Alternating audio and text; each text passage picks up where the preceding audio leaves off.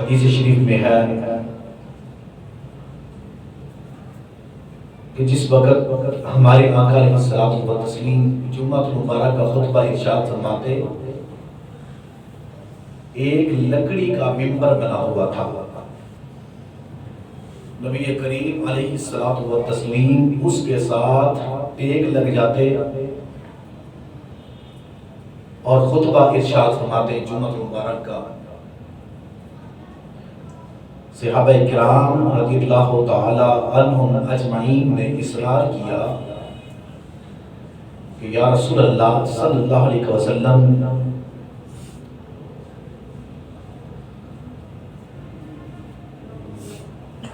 ہم آپ کے لیے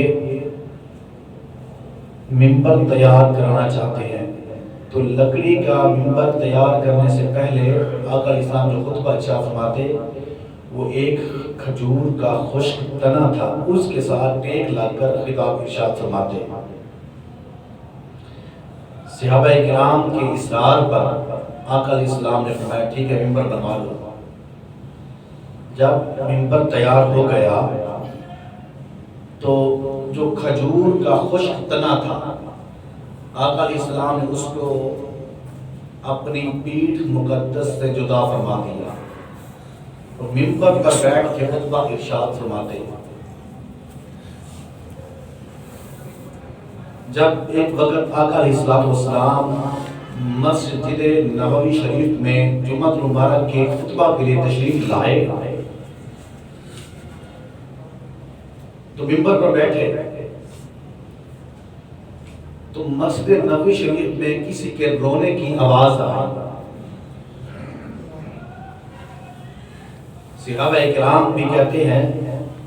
ہم نے بھی دیکھا اور رونے کی آواز آ رہی ہے۔ اب آقا علیہ السلام منبر پر جلوہ افروز ہو چکے ہیں، وہ رونے کی آواز کس کی تھی؟ جو کھجور کا خشک تنا جس کے ساتھ آقا علیہ السلام ٹیک لگا کر خطاب ارشاد فرماتے اس کے رونے کی آواز آ رہی تھی۔ فصاحت النخلۃ التي يخطب عندها، کہ جو کھجور کا خشک تنا، کھجور کی لکڑ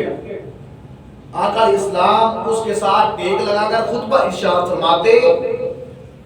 اب اس کو کیونکہ جدا کر دیا تھا، ممبر تیار ہو چکا تھا لکڑی کا، تو وہ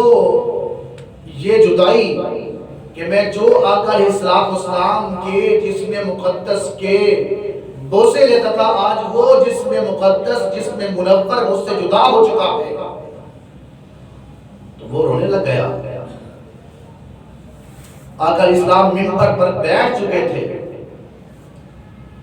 صحابہ کرام کہتے ہیں حتی قادت ان تنشقا، وہ اتنا روتا گیا اس کی آواز پھیلتی چلی گئی، لگتا تھا یہ پھٹ جائے گا رو رو کے۔ آقا علیہ السلام سے کوئی محبت کرتا ہو، ایسا ہو نہیں سکتا کہ نبی کریم علیہ السلام کو اپنے محب کا علم ہی نہ ہو۔ میرے آقا علیہ السلام و تسلیم کی ذات اقدس وہ ذات اقدس ہے کہ جس نے پیار کیا ہے اللہ کے حبیب نے اسے ضرور نوازا ہے۔ اب آقا علیہ السلام منبر سے نیچے اترے اور اس کھجور کے خشک تنے کو اٹھایا جس سے رونے کی آواز آ رہی تھی، اور فاعتنقھا، اسے اپنے سینے سے لگایا، معانقہ فرمایا۔ تو صحابہ کہتے ہیں حتی اذن علینا السبیل، وہ کھجور کا خشک تنا ایسے چپ کر گیا جیسے کوئی بچہ زور سے رو رہا ہو، رونے کے بعد ماں اسے اٹھائے اور اٹھا کر اپنی چھاتی سے لگاتی ہے۔ بچہ ایک دم چپ نہیں کرتا بلکہ آہستہ آہستہ چپ کرتے کرتے سسکیوں پر آ جاتا ہے، وہ سسکیاں لینے لگ جاتا ہے۔ تو کھجور کا وہ خشک تنا بھی سر کے اوپر آ گیا اور آقا علیہ السلام نے اسے اپنے مبارک سینے سے لگایا۔ اس کے بعد آقا اسلام نے ارشاد فرمایا میرے صحابہ جانتے ہو اگر آج میں اس کھجور کے خشک تنے کو نہ اٹھاتا اور جیسے یہ رو رہا تھا روتا رہتا وہاں پڑا رہتا فرمایا لو لم احتضنها لحنت الى یوم القیامہ قیامت آ جاتی یہ کبھی چپ ہی نہ کرتا کہ دیکھو ایک گھنٹے کے لیے نہیں ایک دن کے لیے نہیں ایک ہفتے کے لیے نہیں ایک مہینہ نہیں ایک سال نہیں کہ رسول اللہ صلی اللہ علیہ وسلم کی محبت کا اثر یہ ہے کہ حضور فرماتے اگر میں اسے چپ نہ کراتا آج میں اپنے سینے مبارک سے نہ لگاتا تو یہ قیامت تک لو لم احتضنها لحنت الى یوم القیامہ فرمایا یہ قیامت تک روتا رہتا ہے۔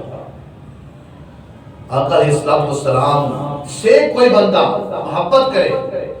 انسان تو انسان رہے بے جان چیز بھی اگر محبت کرے اللہ کے حبیب اسے نوازتے کتنا ہے۔ میرا آقا علیہ السلام فرمایا اس کھجور کے خشک تنے سے اب تیرے لیے دو آپشن ہے، ایک اگر تو چاہے تو میں تیرے لیے دعا کرتا ہوں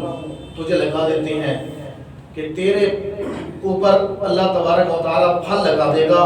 تو سر سبز و شاداب ہو جائے گا اور قیامت تک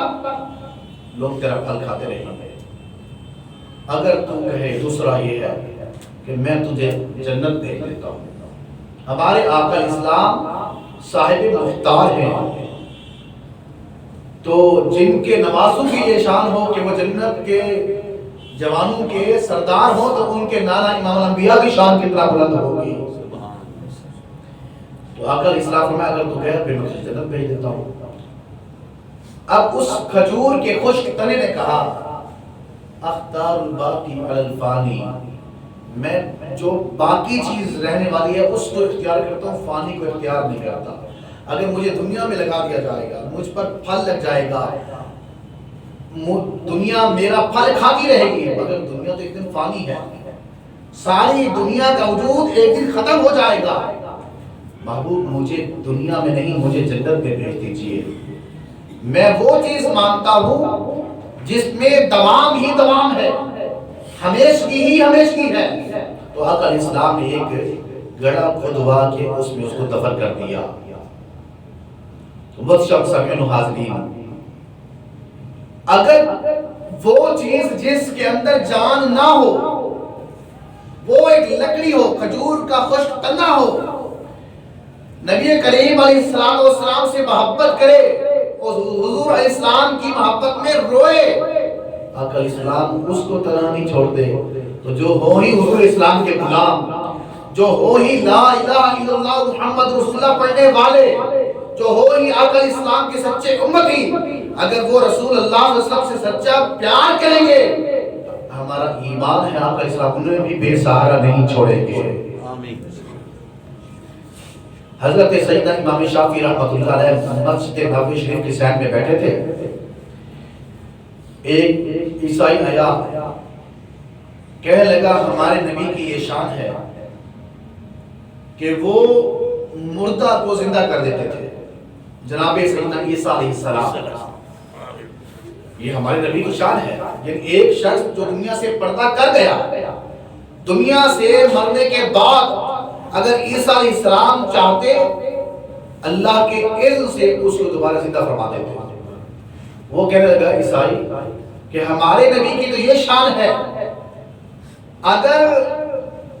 کسی مردہ کو زندہ کرنا چاہتے وہ زندہ کر لیتے، تم بتاؤ تمہارے نبی کی کیا شان ہے؟ حضرت سیدنا امام شافعی رحمۃ اللہ علیہ فرمانے لگے ہمارے آقا اسلام کی یہ شان بہت بلند ہے، یہ تو حضرت عیسیٰ علیہ السلام تھے کہ مردوں کو زندہ کرتے تھے، لیکن مردہ وہ تھا کہ جس میں پہلے وجود اس کے وجود میں جان تھی، جان چلی گئی اب پھر دوبارہ اس کے اندر جان اللہ کے اذن سے ڈال دی گئی اور وہ زندہ ہو گیا۔ تو امام شافعی کہنا کہ یہ اتنا بڑا کمال نہیں، اگرچہ کمال ہے مگر اتنا بڑا نہیں۔ میرے محبوب علیہ السلام کی شان یہ ہے کہ جس چیز میں پہلے جان تھی نہیں، اور وہ آقا اسلام کے جسم مقدس سے لگی، اللہ نے اس بے جان کو بھی جان عطا فرما دی ہے۔ وہ کہنے لگا آپ پھر بتائیں، اس کی مثال پیش کریں، کون سی چیز تھی کہ جو تھی پہلے بے جان مگر نبی کریم علیہ السلام و تسلیم کے جسم مقدس سے وہ لگی، اللہ نے اسے بھی جان عطا فرما دی۔ تو پھر حضرت امام شافعی رحمۃ اللہ علیہ نے یہ واقعہ سنایا، اس تنے حنانہ والا، کھجور کے خشک تنے والا، کہ میرے آقا اسلام کے جسم مقدس پیٹھ مبارک سے لگنے والا کھجور کا خشک تنا، جبکہ کھجور کا کام بولنا ہے ہی نہیں، کھجور کا کام رونا ہے ہی نہیں، روتا وہی ہے جس میں جان ہو، لکڑی میں پہلے جان ہوتی نہیں ہے۔ میرے آقا اسلام کے جسم مقدس سے وہ لکڑی لگی ہے جس میں پہلے کبھی جان نہ تھی، پر مصطفیٰ کے وجود سے لگنے سے اللہ نے اسے بھی جان عطا فرما دی ہے۔ تو جو آقا اسلام کے جسم مقدس سے لگے اور جس میں جان نہ ہو، اللہ اسے جان عطا فرماتا ہے۔ تو پھر اس نبی کریم علیہ السلام کی اپنے وجود مقدس اور منور کی شان کتنا بلند ہوگی کہ ان کے اپنے وجود کا مقام کتنا بلند ہوگا۔